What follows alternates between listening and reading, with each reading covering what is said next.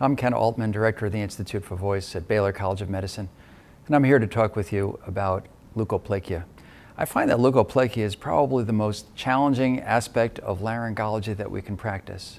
It has to do with something on the cusp of pre-malignancy but is not quite malignant, and as a result we're endlessly balancing the voice and cure for such a disease. In other words, you can have someone with a white lesion on their vocal fold be concerned that it's cancer and it could be completely benign, and you don't want to be in a position of doing devastating surgery that leaves them without their voice.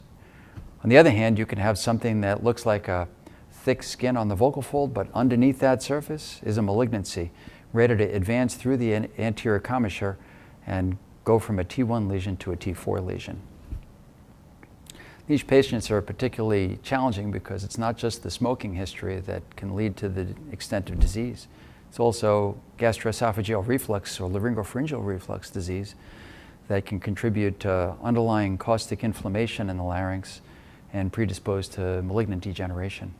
Sometimes these patients don't even have heartburn or regurgitation, so you're dealing with a really silent killer. One of the basic approaches I take with a patient that has any voice disorder is to really understand what their voice use needs are. And it's also really important to try to frame their voice use needs relative to what their expectations are and their abilities.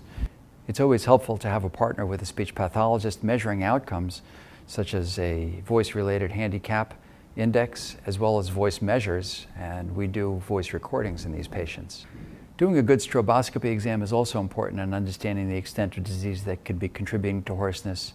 Sometimes leukoplakia doesn't just occur on the top of the vocal folds, it can actually occur on the medial margin of the vocal folds, hidden from standard view with a flexible endoscope.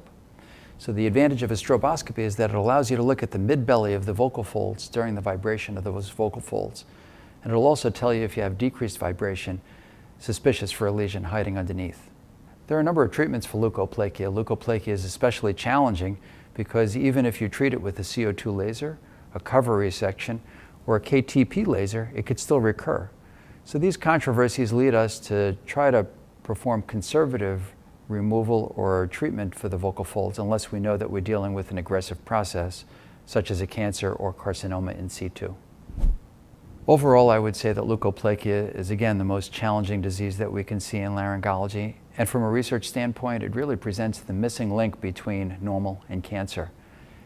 There are a lot of variations between what can be contributing to its recurrence or what could be contributing to its regression. I would say that a systematic approach of actually measuring your outcomes, understanding what the patient's voice use needs are, and then doing targeted biopsies that includes the basement membrane is important to understanding how to aggressively treat this problem.